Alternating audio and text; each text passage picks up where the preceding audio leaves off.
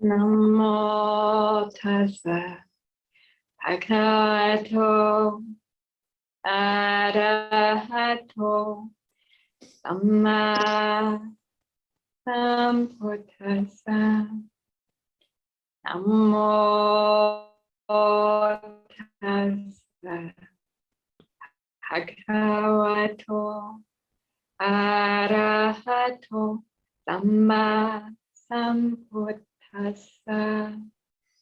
Namo tassa bhagavato arahato samma sambuddhassa. Namo Dhammadharini. My homage to all the jewels of the Buddha, the true Dhamma, and the noble Sangha. So this will be the first time that I'm speaking in the past 3 weeks of blessed, silent, secluded retreat time here at Aranya Bodhi Hermitage at Freedom Kuti. Although there have been notes and daily written notes. It's of enormous benefit to have such time to contemplate the teachings internally and externally, and to daily listen to the Dhamma. There's really nothing like it.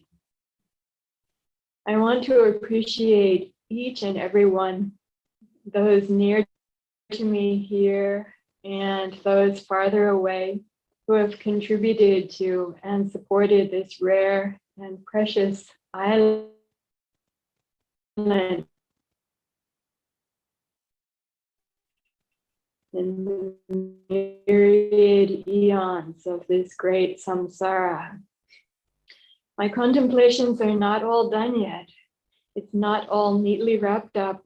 The work goes on as we're amidst the great process of the unfolding of the path.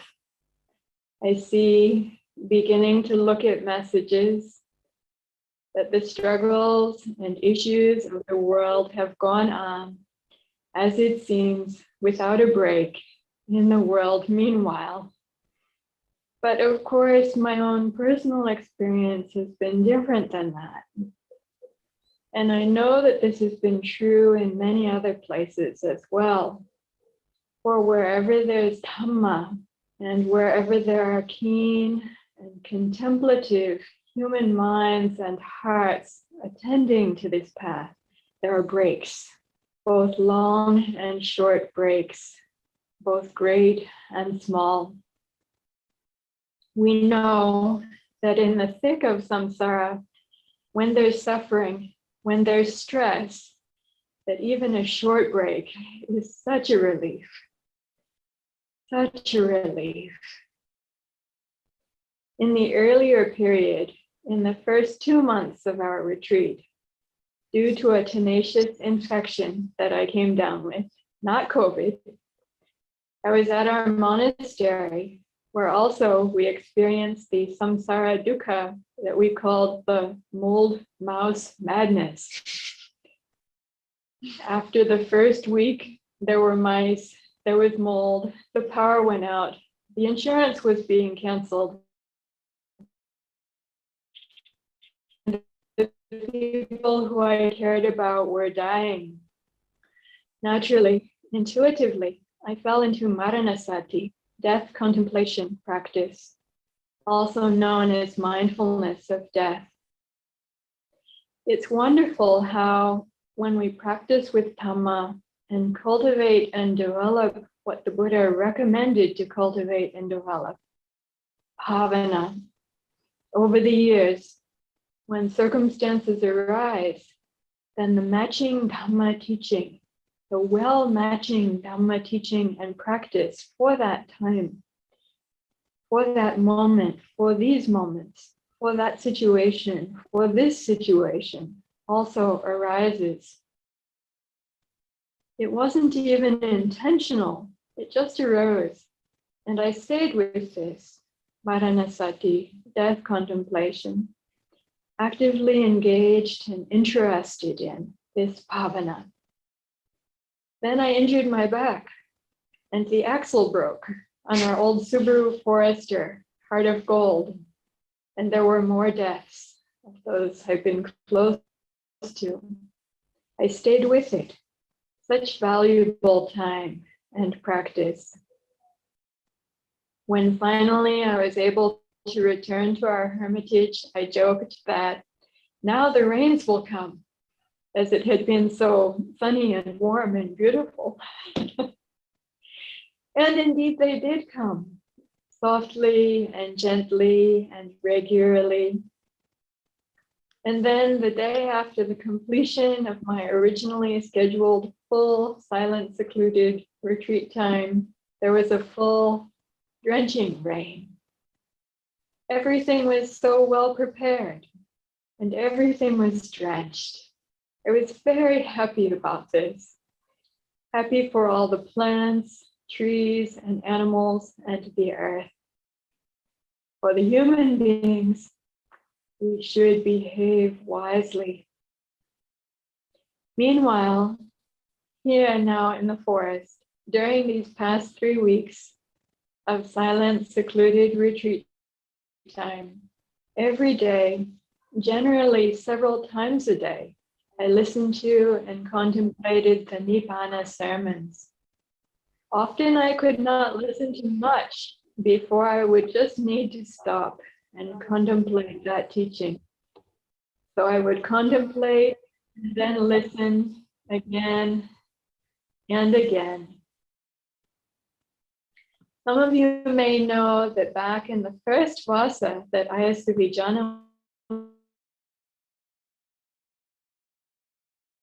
Dhammadharini Vihara in the San Francisco East Bay, we listened to the original English recordings of the Nibbana sermons by the Most Venerable Katu Kurinde Nyanananda Thero during the Vasa.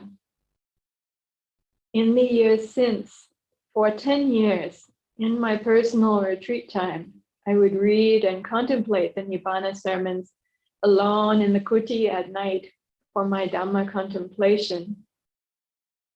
When I finally had a chance to visit Sri Lanka a few years ago, some friends, hearing about this, brought us to visit the master, that is, the Venerable Katu Kurinde Nyanananda Bhikkhu, in his forest hermitage, Aranya Senasanam. A friend, a supporter, who helped with his publications, offered us lodgings in the outskirts of Anuradhapura in a bhavana kuti that had been offered to him in past times. I stayed during the retreat time there in what had been his retreat room. He was still alive during that time.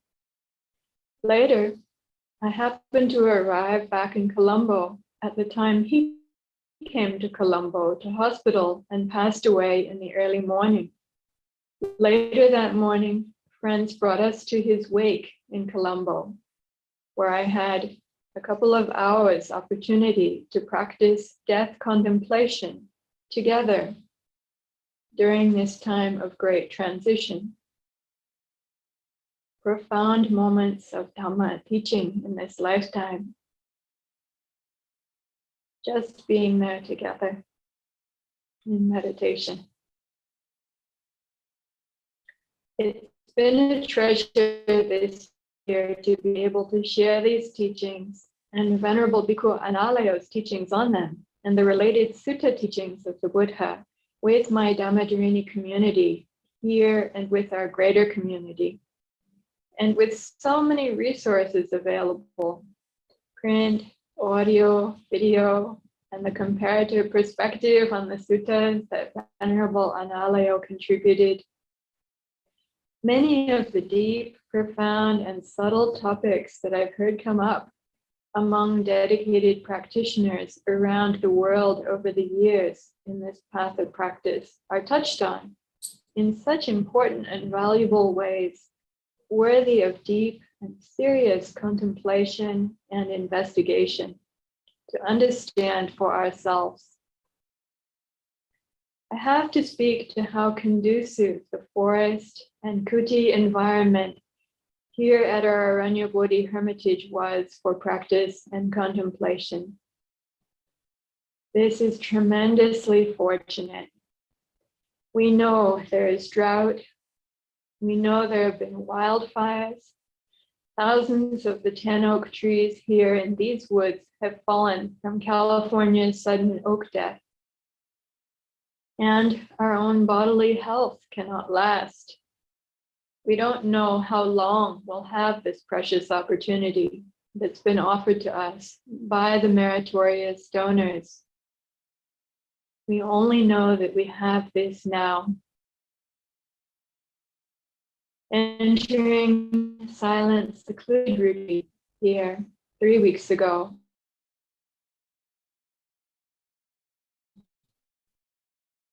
I had the definite thought, to the end, your work in this world is done. Now is the time for finishing whatever business you have left here with whatever hours or days you have left. Now, we could say this is a kind of dramatic thinking, but it wasn't like that. It was very calm and practical and rose to mind without any calling it up. Not like telling oneself something, but more like something deep within oneself or within the world telling one, when one stops to listen and be present. It's very important for us to do this, to stop, to listen deeply, and to be present. There's so much that becomes clear by itself when we stop and become still and attentive. As Ajahn Brahm is fond of saying, when we set the glass of water down, it becomes still by itself. Or as Ajahn Chah would say, when we come to sit still by the clear forest pool, then we see the coming and going of all beings and of all things clearly as they rise and cease. In such time and space, when we have stopped, it's much easier to see and understand things. Even what we don't know, we can see and know much more clearly, without confusion. In Venerable K. Nyanananda's teaching, he turns back to the four imponderables, also called the four negations, again and again. These are so valuable. They're so valuable in that we can start to turn and see the way we've got our jaws clamped on things, our mental jaws, and start to tentatively release them. And then to release them more. And releasing more, we experience the freedom. The following are the words of Ajahn Chah, composed by Dhamma Sister Amatana Santi for the 2022 New Year. I heard this in January as we entered into our Western New Year and began our retreat. And as many of you know, we're now moving into the time of the Astro-Solar New Year of the Theravada Buddhist peoples of South and Southeast Asia.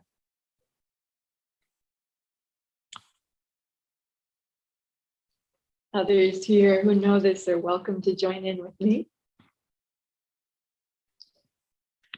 I've been silent. I don't know if I'll be able to catch the tune. I'll try.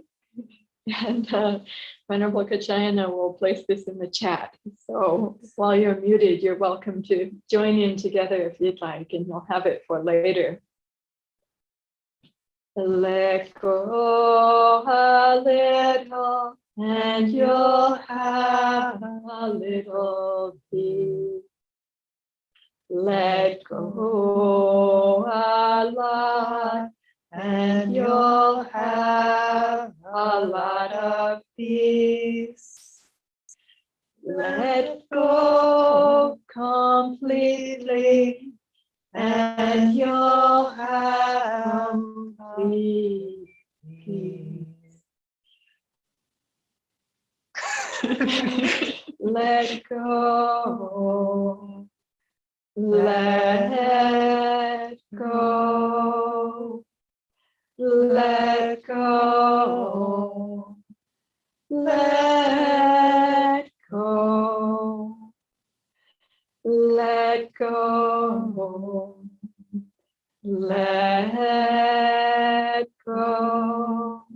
Shall we try one more time? Join me. Let go a little and you'll have a little peace.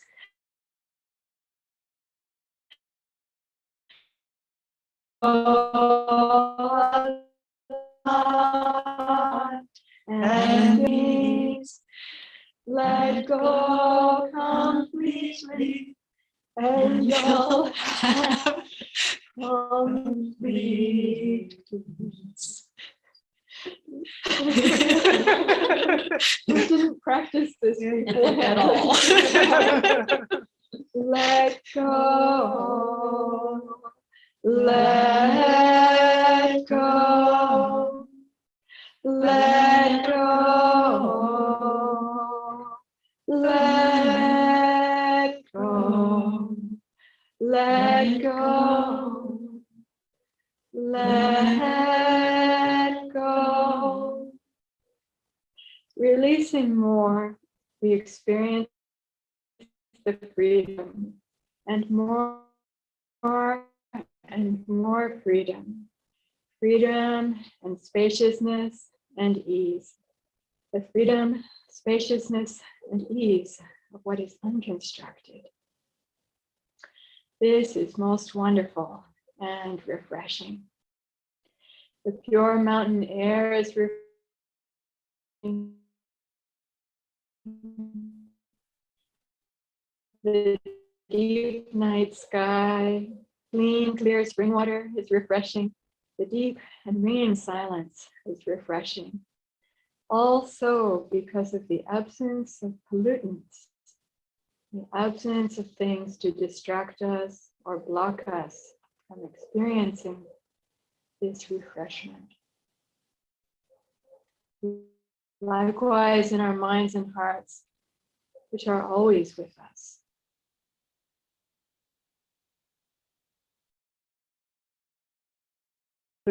Things to distract us or block us, there is such experience. How wonderful and amazing that is, to be a human being, and that this is possible. I wish that many people, many more people, have much more opportunity to experience this for themselves. We don't know how long we'll have these conditions that we do now in human life, having a human body and mind, awareness, and the Dhamma available as it is now to us. Please avail yourselves of this opportunity as much as possible. It all passes by very fast. At the end of our lives, it seems as if life has flashed by in an instant. Thank you very much, with Punya Anumodhana, to everyone who has offered all the material requisites, the food, medicines, robes, and lodgings, the satellite internet, and the computer, and the insurance, and to all who have offered all of the Dhamma and Vinaya requisites, the teachings, the mentorship and guidance, the Dhamma friendship and camaraderie, the moral support, to each and everyone, to all who have contributed. May you know and experience the rightful merits and rewards of your offerings. May the goodness that you have gained not be lost.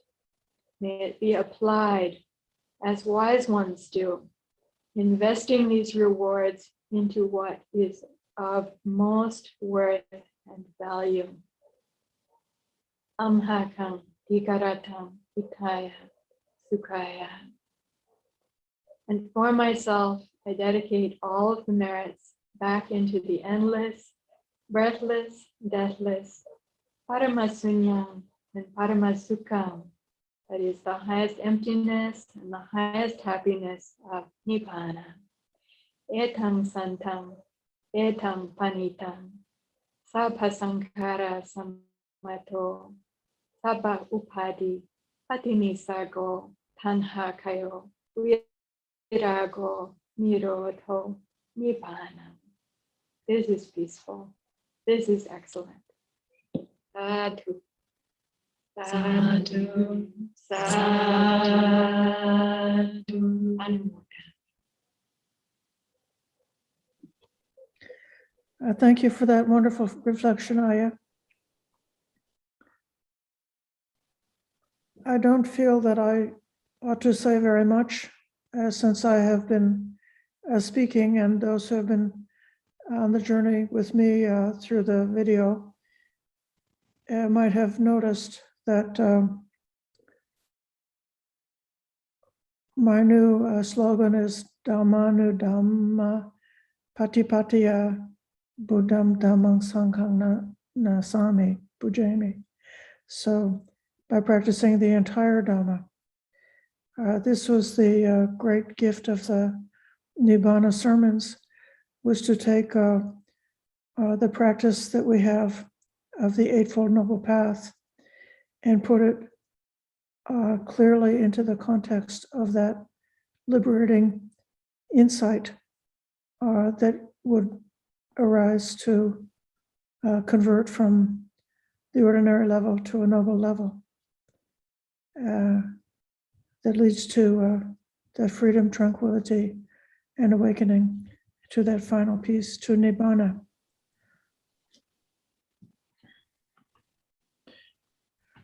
There's a poem in the suttas comparing different factors to carriage. And it says, the different parts of the carriage got different meanings. But at the end, it says that whoever uses this carriage will come close to Nibbana. And so the carriage is a metaphor for the Eightfold Path, which is what brings us up to the entrance of Nibbana, but not through the gate. And so having this perspective of what is through the gate, what our orientation is, gives a wonderful motivation for urgency, not to let our energy go down, not to become a lazy Buddhist, but instead to be an enthusiastic and inspired Buddhist as much as possible. During this time at the Hermitage, even more so, every year is better than the year before. This year we commented on how in our meditation hall from before 5 o'clock in the morning until the evening, any time of the day, you would be likely to find one or two people sitting in silent meditation in our meditation hall. So this room is blessed with so much power of practice. We had the two Sayales visiting from Texas who were good meditators, and the seminary Dhammadharini, and our Uposatha Morgan, who will be speaking soon. And this was just a wonderful boon. For myself, I found that in order to get on board with the teachings offered in the Nibbana sermons. What helped me the most was every single time that the Venerable Nyanananda cited or quoted from a sutta, I would go and look up that sutta and read the entire sutta. Maybe he was just quoting one sentence, but I would see if I could put those into the context. And I was building up a resource list. I was cutting and pasting and having the sutta references all together, so that then he was just doing this from his memory. It's so amazing the facility that he had to take themes from multiple different sutta sources and then integrate them together into a new and creative synthesis. And then he would frequently be coming back again and again to the same powerful, important sutta teachings, coming with a slightly different angle on it, or a slightly deeper or different aspect of that one teaching that he wanted to bring out. So it was, this has been a real a boon to me, both for my enthusiasm for this practice, as well as having a lot of wonderful resources to continue working with in the coming year. Besides all of the wonderful practical events that Ayya Tathaloka mentioned, such as insurance and mice and those kinds of things, I had a personal project during this retreat. We got some great massive redwood timber and a massive slab of redwood from a local lumber yard. It was harvested in a responsible way from the local forest. And then I taught myself enough carpentry to cut them up and to fabricate a strong altar table that's going to be used in our new outdoor pavilion to hold the main Buddha statue. And so I have been out there with my learning how to use different power tools, but getting my hands, physically connected, and perhaps thinking, may this table be able to support the Buddha statue, and may I be able to also support the Dhamma. I think that's enough for me, and I would like to call on Ayya Kachayana if they would like to say a few words.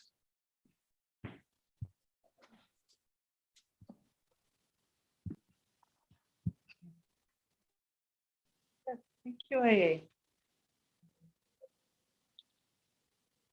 So during this winter retreat time, I have had the benefit of being in the forest the entire time. I think I'm actually the only one who has been here the entire time.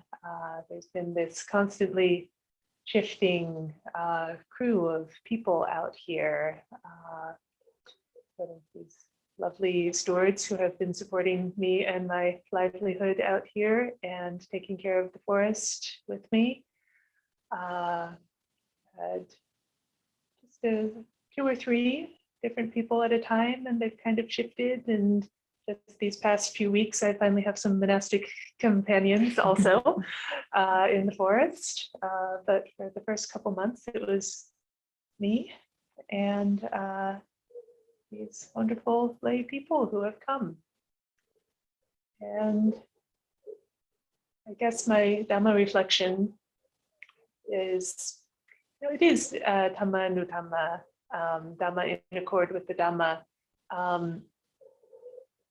more in the meaning of in accord with than, Sobana is talking about totality and going all the way and nibbana and all of these things. But I think in accord with is also just seeing whatever arises and responding to those conditions as they come up. You know, and finding what is the Dhamma that is here now with this in this circumstance. So we were finding with the people here that the Dhamma that we wished to be practicing together, at least in the first couple months, was the Brahmaviharas. You know, starting with metta, but also really practicing all 4 Brahmaviharas of kindness and compassion and appreciation and equanimity. And it was just seeming like with the people that we had here, that was what was needed. And that was what we wanted to develop together as our little hermitage community. And I think, you know, a lot of it came to equanimity. It's like we started out with metta and that was great, but everyone was just sort of drawn to this equanimity practice, which we approached in a number of different ways. But I think especially helpful was contemplating the elements. And you know, out in the forest, you have a lot of contact with the elements, going, you know, just walking on the earth and breathing the air and seeing the water fall from the sky and fire. We've been doing a lot of controlled burns here, or well, with the help of one of our neighbors who's been coming to do some work on the land.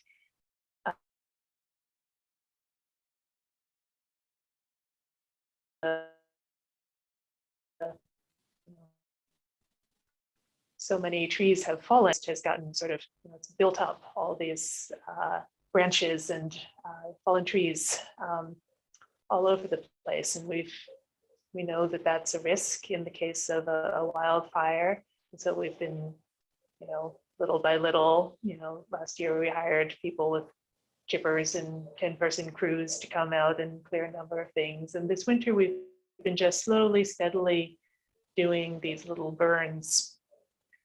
And so I spent a lot of time this winter sitting and staring at fires, watching them like throughout the afternoon and sometimes into the night, especially if there's a windy night, getting up and checking on the fire and just sitting and watching and seeing trees turn to ash and just getting to know the fires, getting to know how they behave in different weather conditions, getting to, you know, see how the structure of the tree is still there. Like you can see the veins and things, even in the ash. And when you have high winds coming and you haul up a load of water and you pour that on the fire to put it out, so there aren't sparks, then seeing like lava, just the change there. And you know, there's something very calming about it, to sit there and just watch that process of, you know, a very fast decay in a way, but also a very slow, you know, it's not, you know, it's not instantaneous. It takes hours, but it only takes hours to reduce a whole tree just to a pile of white ash. Get a feel for it. You get a feel for sitting on the earth and watching that. And, you know, in the contemplation of the elements, you're invited to consider how your own body internally is made of the same stuff. You know, cremation, if you put a body on a fire, it will behave the same way. You know, maybe not precisely, maybe there's a little more moisture in there that needs to sizzle off, something like that. But basically it's the same stuff. It's all just matter. And you know, when you can get a hold of that perception of it all just being matter,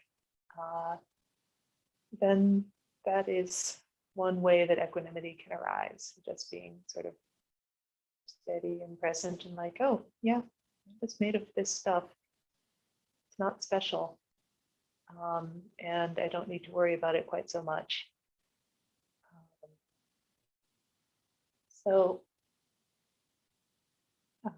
And you know,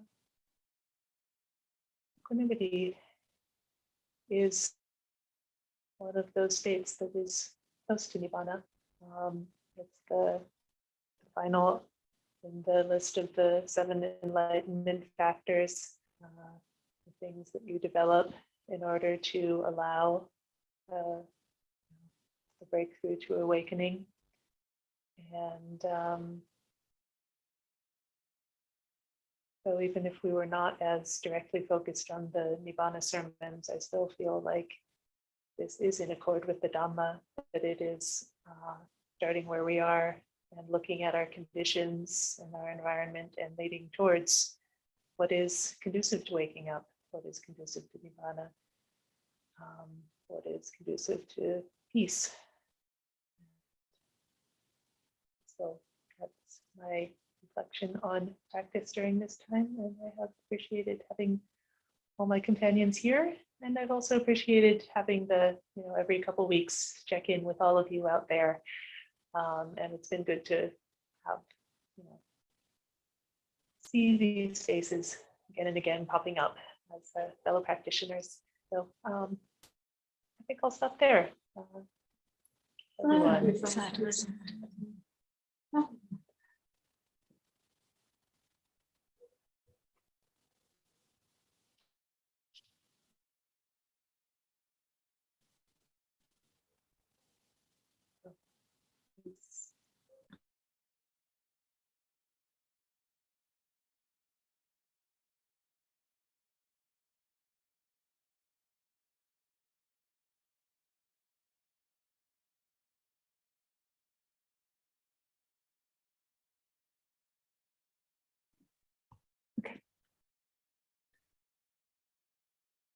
Gratitude is filling my heart this evening.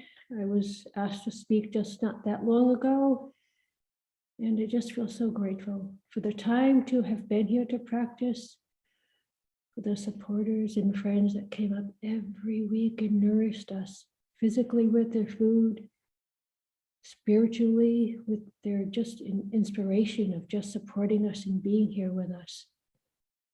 Gratitude for the teachings.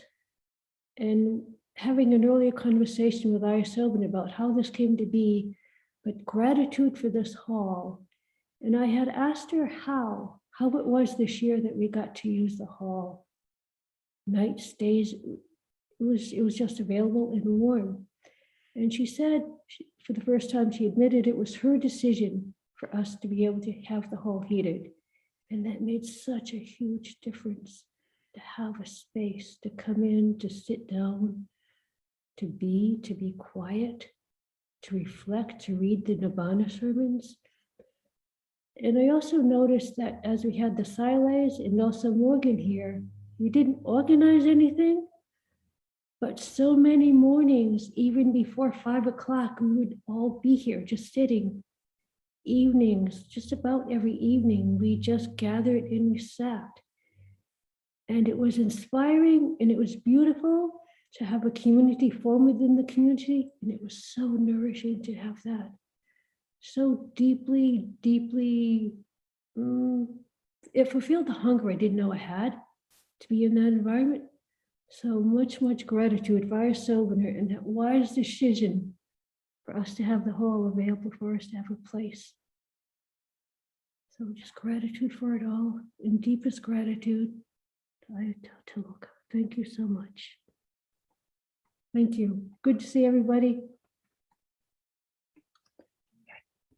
Now I shall call on Samaneri Tavira.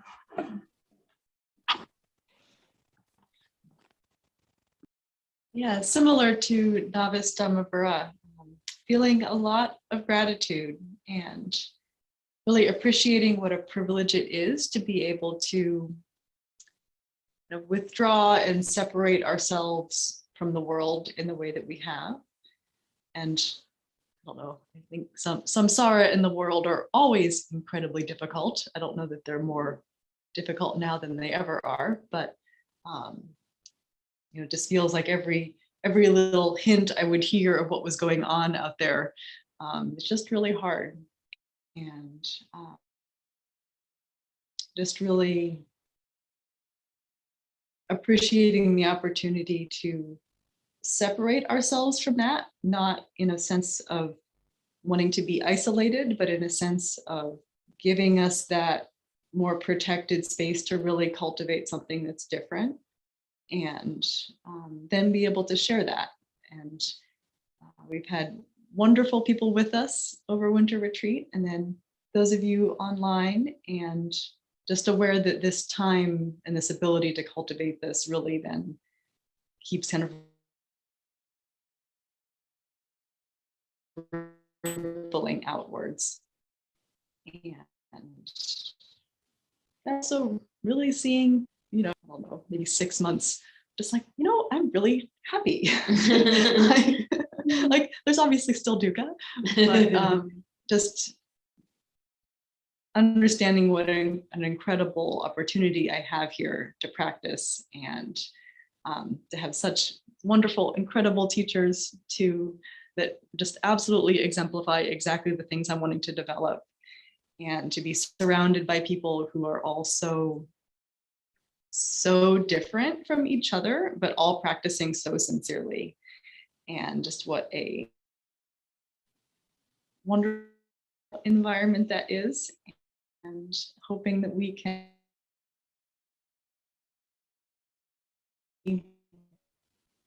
sharing that with all that we come into contact with. So much gratitude for the opportunity and for ever and making it possible in all of the ways that you do.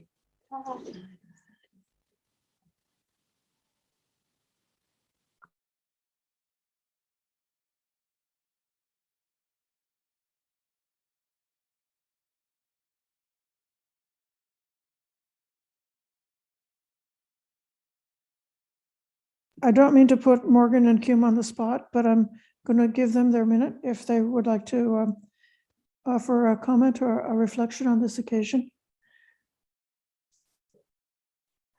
There you are, you're in the picture.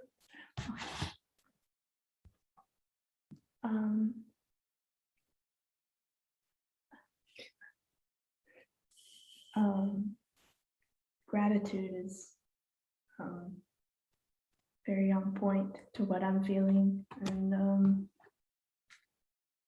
my time here has been about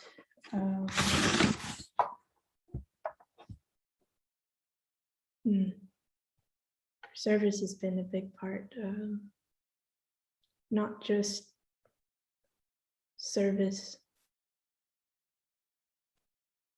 to those around me, but also service to myself, and trying to find a balance of a place of selflessness that's also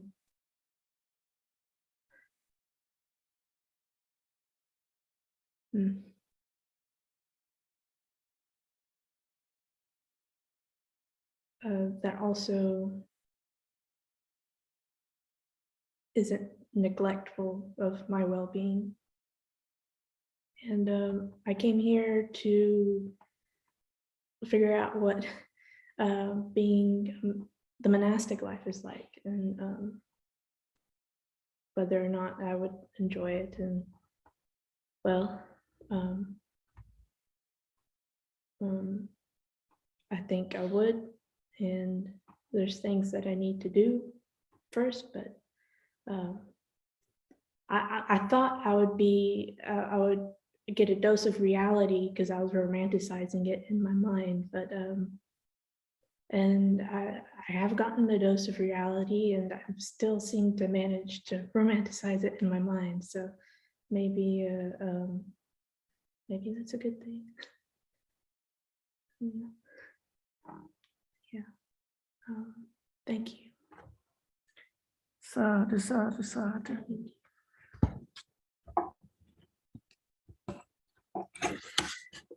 I'm going to call on Kim. And then after that, how long we go on depends on how talkative you are out there in cyberspace. I'd sort of had a flexible idea that between 8:30 and 9 o'clock, we would definitely wrap up this evening's program. But I invite Kim to share, and then we'll open up for other comments.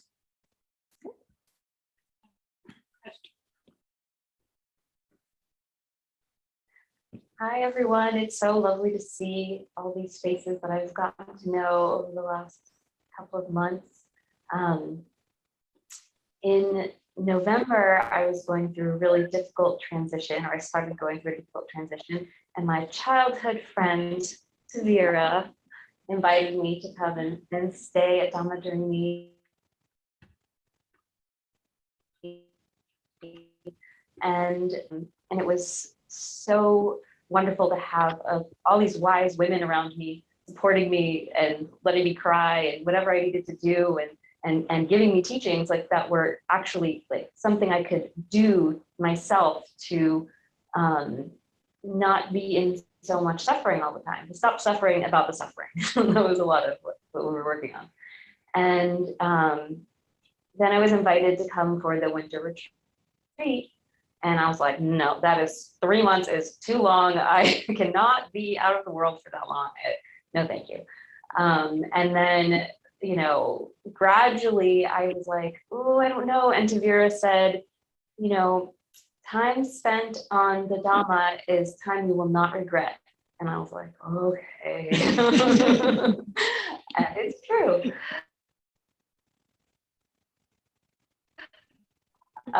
So I took up the very journey, and I've been able to spend almost the whole 3 months here at the Hermitage.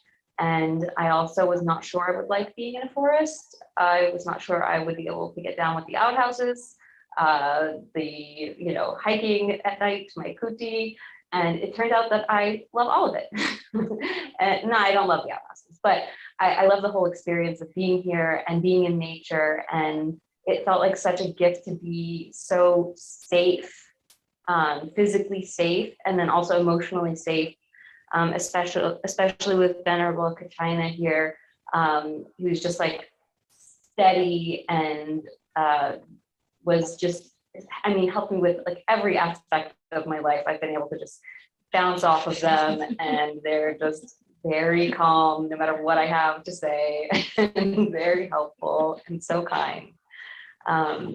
And I, you know, in the Nibbana sermons, the part that resonated with me the most was the whirlpool analogy, because I very much feel like I guess I always am, but especially right now, am just kind of churning and kind of always becoming am something else.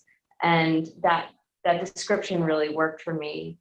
And I was able to have a week of silence, which I was so grateful for. And they supported me during that. It was so lovely. And it was an emotional roller coaster. You have to sit with your own mind for a week. It is very intense. And on the very first day, I had my own water experience where I went and had a lovely meditation at the creek. And then crossing on the way back, I crashed my knees into rocks. I fell pretty much fully into the creek. I lost my phone. And I was in silence. And so I had to make a decision whether or not to ask for help or whether to try and deal with it on my own. And I decided to try and deal with it on my own. So I like got the medicine and the ice packs and you know, took care of myself. And it was like to have the opportunity in a safe way to take care of myself, but to know that I had the support was like really incredible, because it helped me find some of like my own confidence and footing, and feel really safe. So this whole experience for me has been about learning how to feel safe, really. And I just really appreciate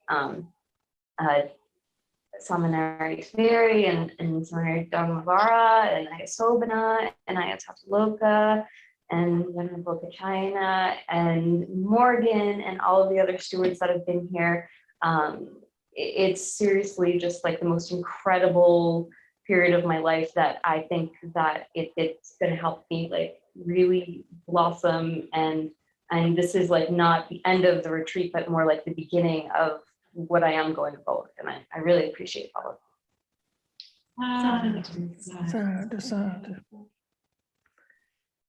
Having heard the last two comments, I hope that those who are joining from afar will think of encouraging the right people, if you have among your friends somebody who would like to have the same experience of taking a short-term visit, whether a couple of weeks up to a few months or any length of time, to serve and grow in the Dhamma by being part of a monastic community.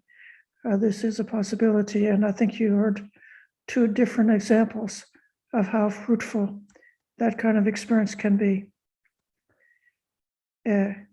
Now I'm opening up to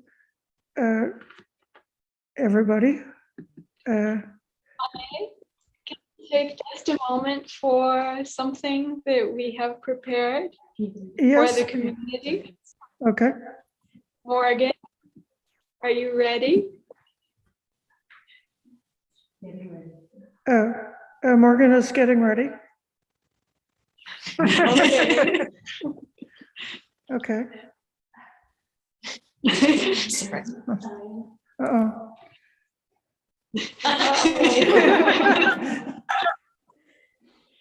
This is for you. Sadhu, sadhu, sadhu. We have flowers and we have a card.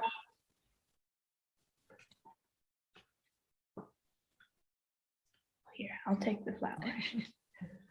This is from us. Would you like to read the?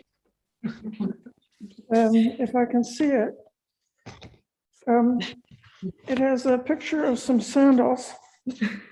And it says, Anumodana, appreciation for Ayya Tathaloka for leading this winter retreat in 2022. So thank you very much. And the Sadhu, sadhu, sadhu. And for building the platform for the Buddha statue also. May this be a platform for your awakening. Yes. And now we have another surprise at Aranya Bodhi as well. Kim, welcome to join in. Samanari Tavira, welcome to join in. We have this for Venerable Kachayana. There are flowers on the tray here, and also limited resources. wildflowers are blooming here everywhere. Would you like to read your card? This says Anumodana to Venerable Kachayana in gratitude for your service as Hermitage Manager and Co-Retreat Manager during Winter Retreat 2022. Sadhu, sadhu, sadhu. Bravo, bravo, bravo. Anumodana. Ajahn Brahm says, awesome, awesome, awesome. Okay. Now, with that gratitude and gratitude to everyone else here, we give it back over to you, Ayya. Okay. I'm changing my view so that I can see all of you who have got your picture open. And I'd like to welcome if anybody has any words that they would like to share as far as their report about their impressions or what they took to be the gist for them about this retreat, or anything else that you would like to add. You don't need to talk for 5 or 10 minutes. Even a 1 minute comment would be very welcome and suitable. If you'd like to offer a comment, put your hands in Anjali or use the raise your hand logo to let me know. And when I call on you, unmute yourself.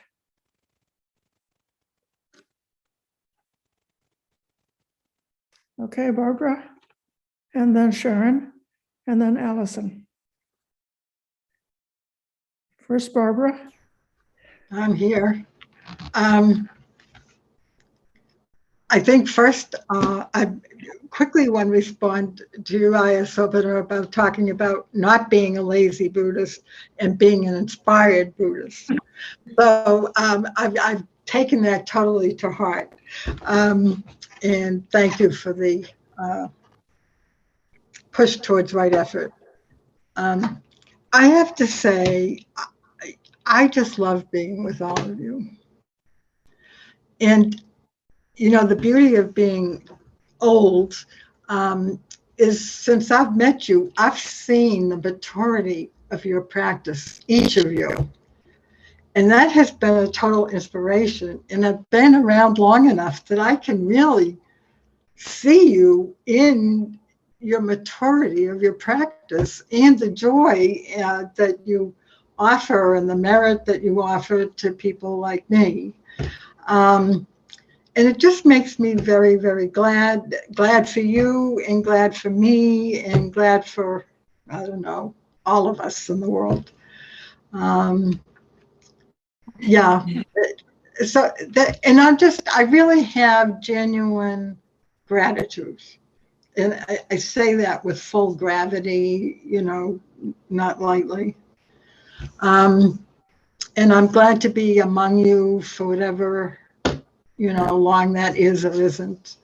In terms of what I took away from the retreat time, much of which I missed, and I don't know enough to talk about it, but the words were purification, relinquishment, and was there another one? Anyway, that's the only, I added renunciation. So that's kind of what the pearl was. And then I would add, I have 3 stories, but I'm not sure if there's time for 3. In terms of my maturity of practice, one night, a homeless man came to my door. In the night, I live alone. We're a bunch of old ladies in senior housing. And he came to the door, I turned on the light and I saw him, and I know some of the homeless people who hang out over there, and I actually helped them. But it was late at night and there he was. And he said, I need a few dollars to charge my car. And I looked at him and just very quietly, I said, I'm sorry, I can't help you, and shut the door.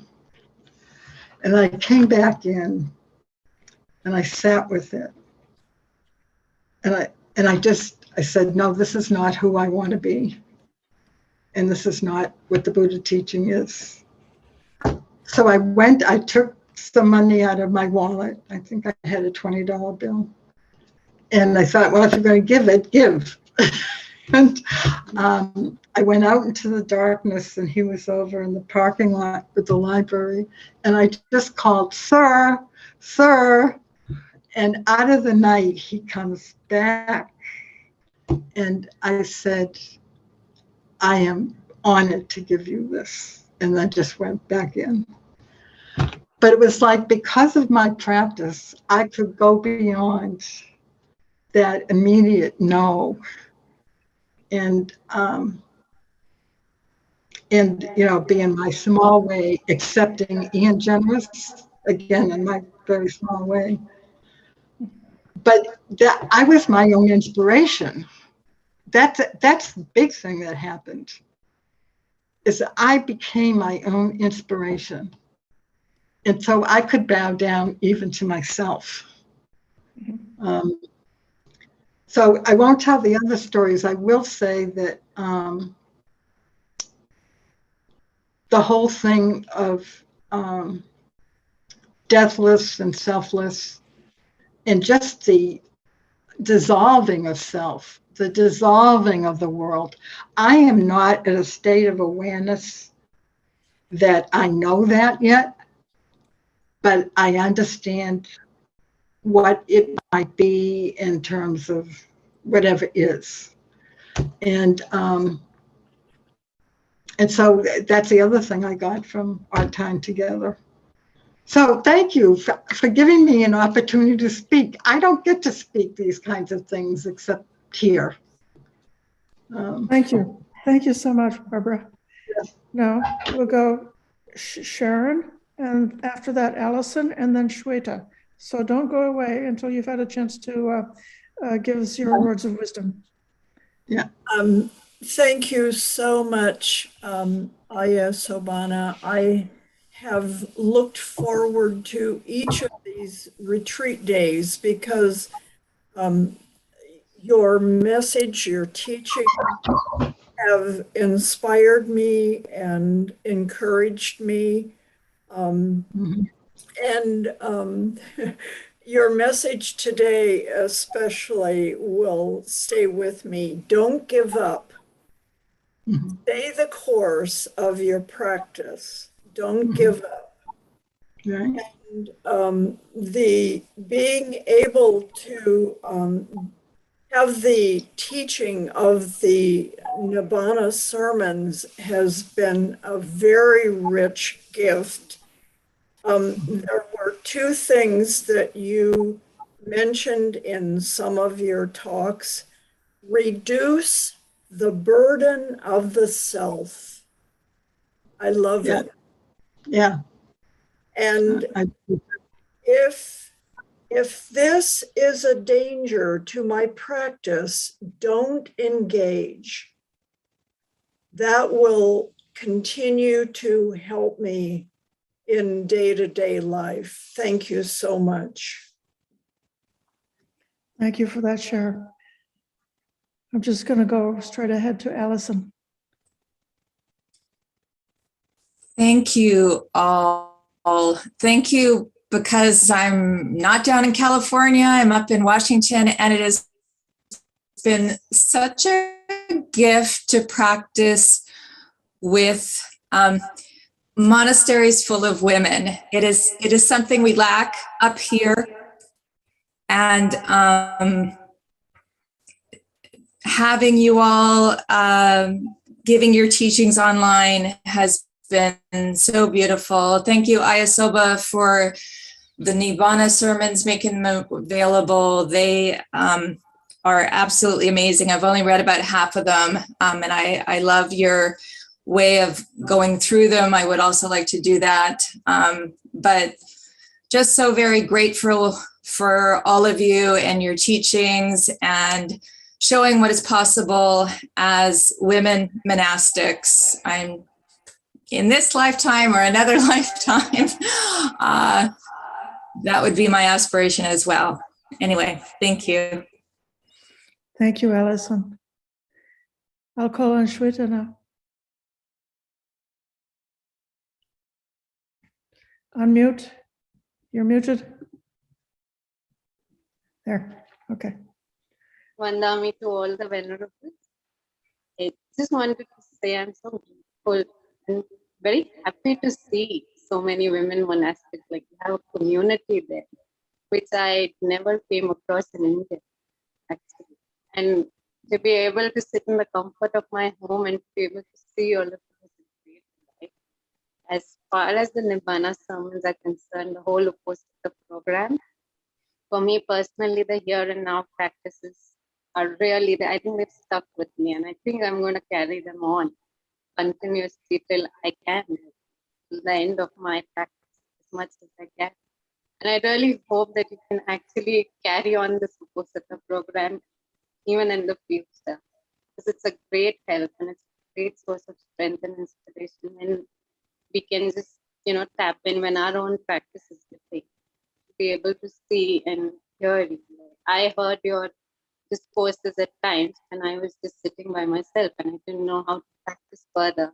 I was hearing that discourse again and again, and every time I heard it, something new came up, and it just gave us sort of little bit of insight. So it's really helpful that you're doing this, and I hope that you may do this in the future.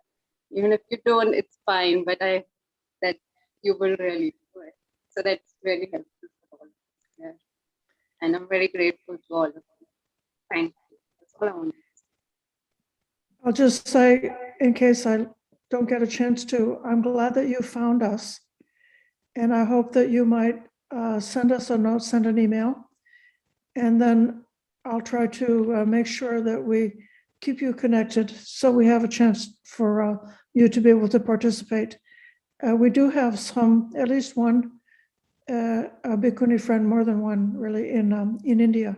So it's a precious thing from the homeland of Buddhism that you go all the way across the ocean and come to be with us as we practice in California.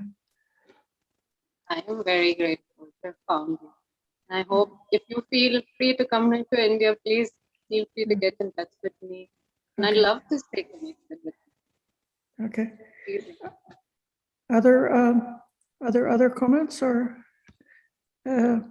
people would like to share?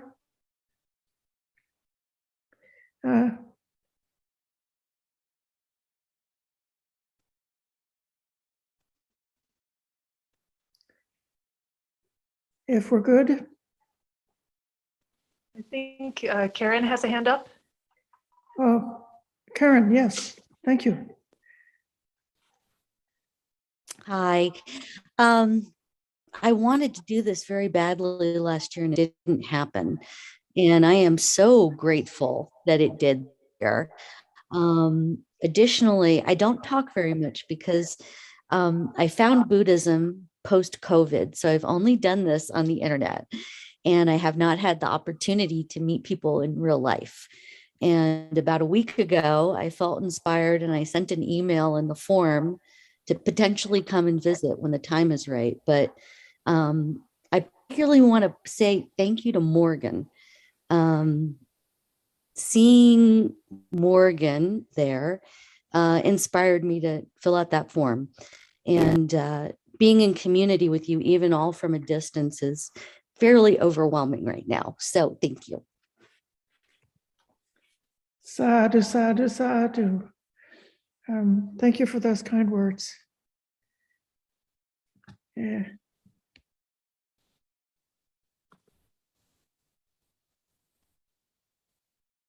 There was a note in the chat. There's a note in the chat from Mudita. Oh, Mudita, thank you. I'll read off this note and then I'll call on Ananaya. Mudita wrote, "Thank you for a life-changing study, especially with the camaraderie and positive influences, the deeper meaning of and proliferation of thoughts and actions. Sadhu. To all the venerables and practitioners who are dedicated to the study of Dhamma and its ramifications." So thank you for those very kind words. We appreciate it so much. Ananaya.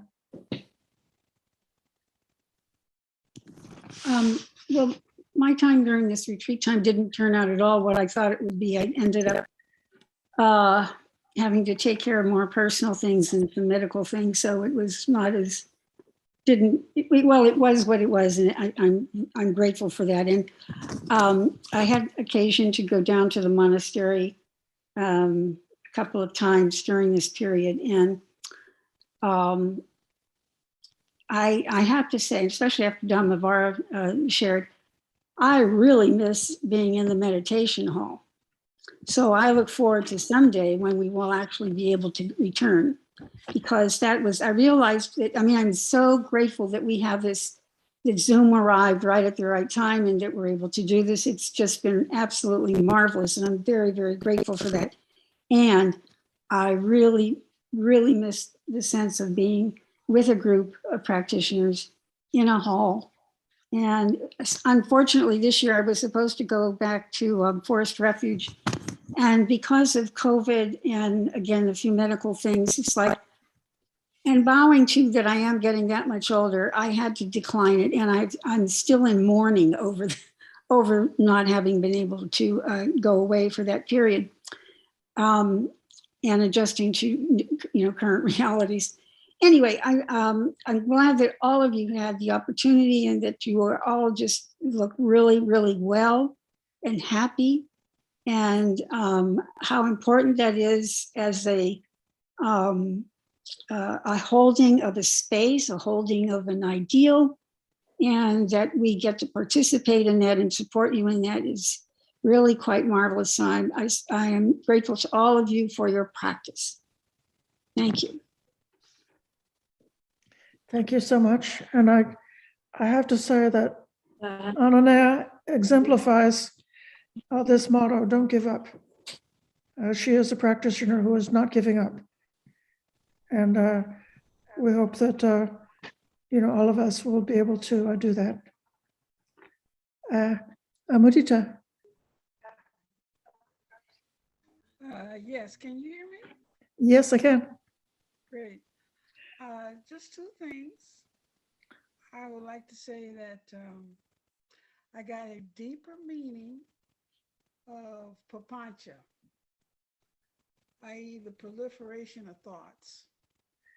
Yeah. I have been actively practicing to withdraw from those thoughts as they continue, like a whirlpool. And undoubtedly, I have quieted my mind a lot.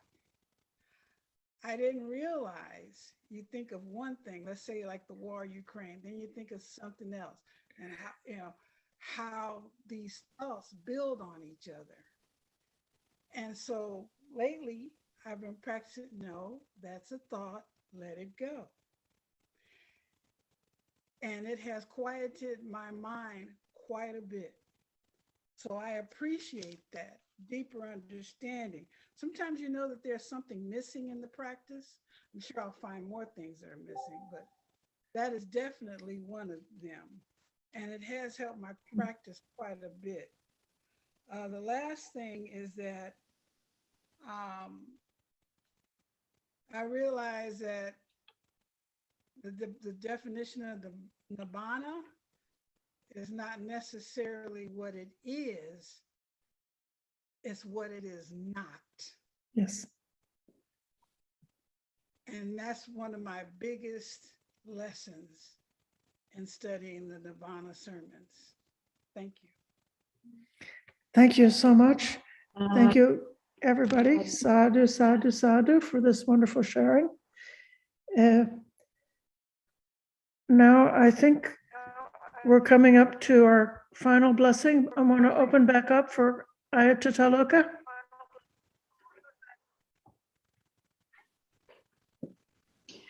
Yes, now is the time for dedication. And I'd like to invite you all to join in with me together. The Dhamma is a real gift, and this practice is a real gift. And I'd like to think now about sharing the gift with everyone. The blessings of this gift to all of our teachers, all of our benefactors, our preceptors, those who have been an inspiration to us, those who have been a guide or luminaries to us, or who have helped us in ways small and large. Also to our parents who have given us life, given us birth, and our relatives going back even through our grandparents and great-grandparents and great-great-grandparents back through 7 generations, as is mentioned in the sutta, that our body comes from them. And we can also, with what we do with this body and mind, we can share blessings back to them. And for everyone who has supported us emotionally, spiritually, morally, mentally, and physically, in every kind of way, we want to share blessings, especially to everyone with Dhammadharini Support Foundation and the stewardship organization of our Dhammadharini Bhikkhunis community, all those who are on committees, all those who are volunteers, all those who are contributors in so many ways. You know, now this being the last day of the month, this is the day that we determined we would remember all of the anonymous donors. So I want to especially remember not only all those donors that we know about, but all the anonymous contributors. And I want to recognize also that there are many who have taken a dedication to practice together with us during this time, whose faces we can't see here right now. They might even be watching live on YouTube or watching a few minutes, a few hours later, or just to have determined to practice together and follow the teaching during this time. So I want to remember all of you, all of them, and our whole greater community around the entire world. Also, all of our guardian angels,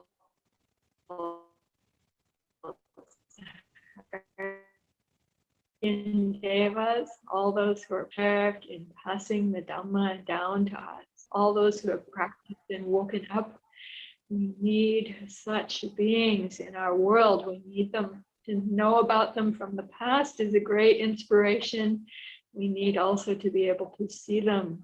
And so doing the work of our own hearts is properly and rightly selfish or selfless in one way. And in another way, it's so important in our world to be able to see and know there's the presence of those who are waking up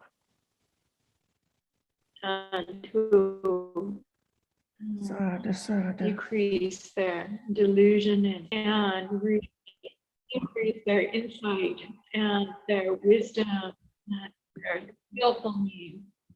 I'd like to ask Seminary Tavira now to help me in holding this. I'm going to pour out the water and invite anyone who would like to make a dedication to any of your relatives or ancestors or anyone, whether human or not human, living or passed away or still to be born. You're welcome to join in this dedication together. Welcome those here to chant with me. Yatha varivaha pura paripurindi sagaram evameva itodinam Chaitanang upakapati ichitang patitang tumhang kipameva samijatum sabe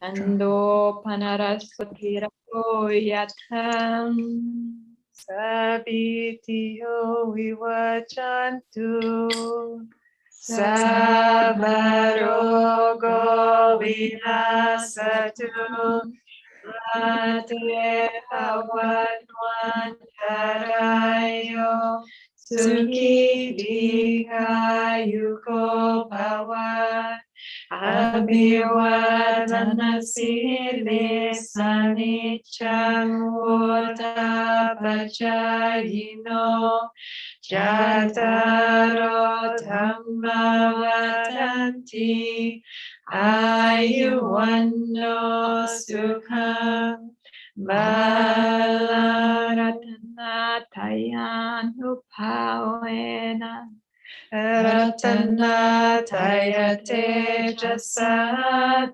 dukaro kapaya vera soka satujupadawa aneka antaraya vinasantu ase sato jayasi kanang lapa Soti bhagayam sukham balam Siri ayu jawanno jabogam vodi jayasawa Satawasa cha ayu cha jiwa siti bhavantu te Bhavantu sabhamangkalang.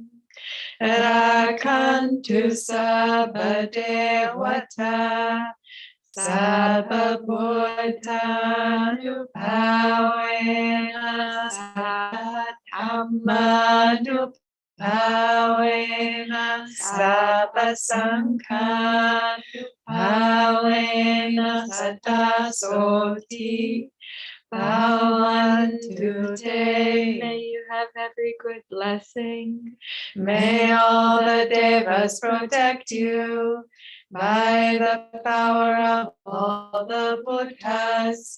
May you ever be well. May you have every good blessing. May all the devas protect you by the power of all the Dhamma. May you ever be well. May you have every good blessing. May all the devas protect you by the power of all the Sangha. May you ever be well. Now let us chant the verses of sharing and aspiration. Through the goodness that arises from our practice, may our spiritual teachers and guides of great virtue, our mothers, our fathers, and our relatives, the sun and the moon, and all virtuous leaders of the world, may the highest devas and evil forces, celestial beings, guardians of the earth and the earth, may those who are friendly, may all beings receive the blessings of our lives. May they soon attain the threefold bliss and realize the deathless.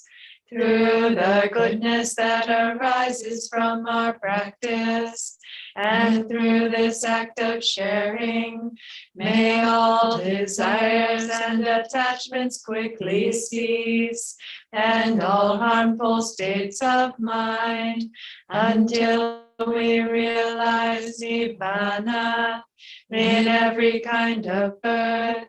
May we have upright minds, with mindfulness and wisdom, austerity and vigor. May the forces of delusion not take hold, nor weaken our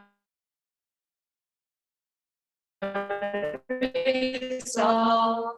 The Buddha is a refuge, the Dhamma. The solitary Buddha is our noble Lord. The Sangha is our supreme support.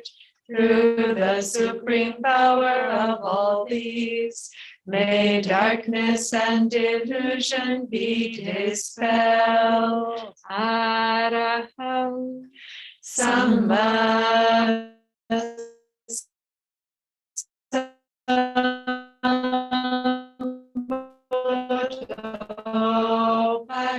Bhagavantan Abhivati